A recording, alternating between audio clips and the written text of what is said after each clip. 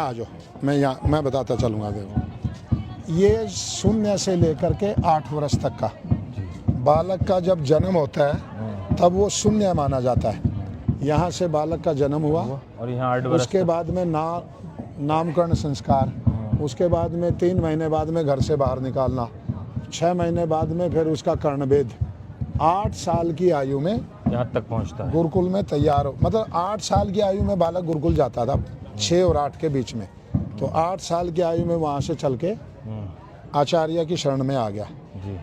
तो ये फिर यहाँ सबसे पहली जो शिक्षा दी जाती है बालक को, वो वर्णोच्चारण शिक्षा है। वर्ण का उच्चारण कहाँ करे, क कहाँ से बोलना, अ कहाँ से बोलना, प कहाँ से बोलना, उसको उच्चारण करना सिखाते हैं। अरबी में कहते हैं हुरूफ तहज्जी, हाँ, कहाँ से निकलेगा, कहाँ से निकलेगा कौन सा हर्फ।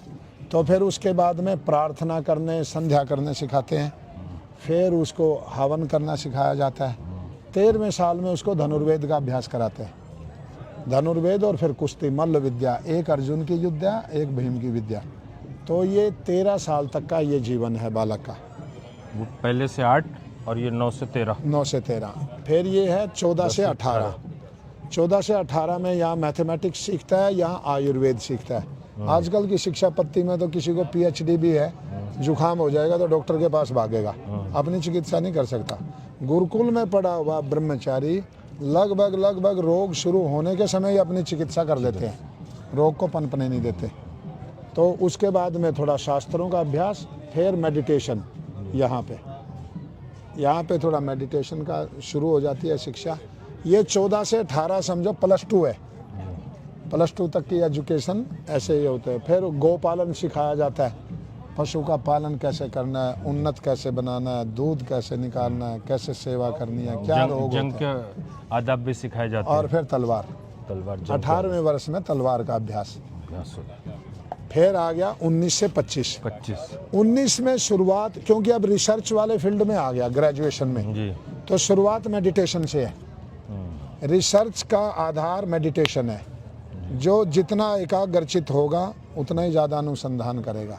उसके बाद में जो यज्ञ की विद्या है, जैसे हम किसी को ऑपरेशन करना होता है, बेहोश करते हैं तो एनेस्थीसिया सूंघाते हैं, तो इसका अर्थ ये हुआ कि दवाई सूंघने से भी काम करती है।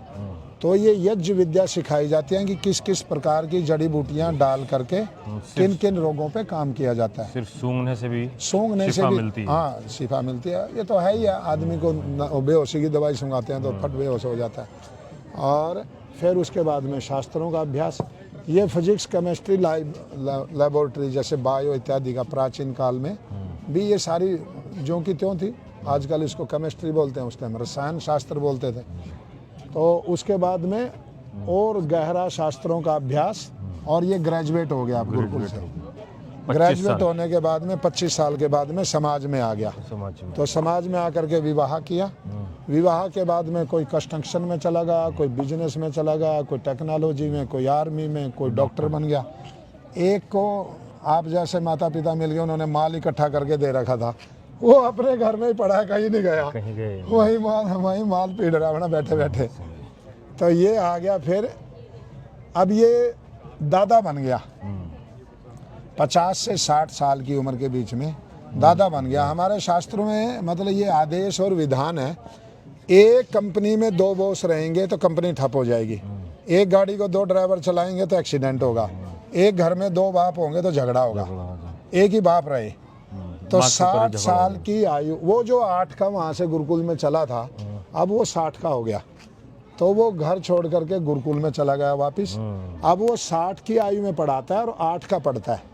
आजकल तो पढ़ाने वाले 18 साल की, पढ़ने वाला 20 साल का। तो फिर ये आयुर्वेद का अभ्यास करता है, शास्त्र रचना करता है, जंगल में रहता है तो प्राणियों के साथ में प्रेम हो गया, तो सारे प्राणी पास में आकर के बैठते हैं। ये आ गया हमारा डिपार्टमेंट।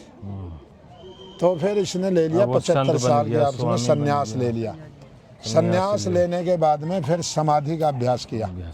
फिर शिष्यों को पढ़ाना शुरू किया। अंत में जियोपॉलिटिक्स समझाते हैं अपने बालकों को कि संसार में जियोपॉलिटिक्स कैसे काम करती है। ये 16 संस्कार हैं। केवल भारत, ईरान और उसके आस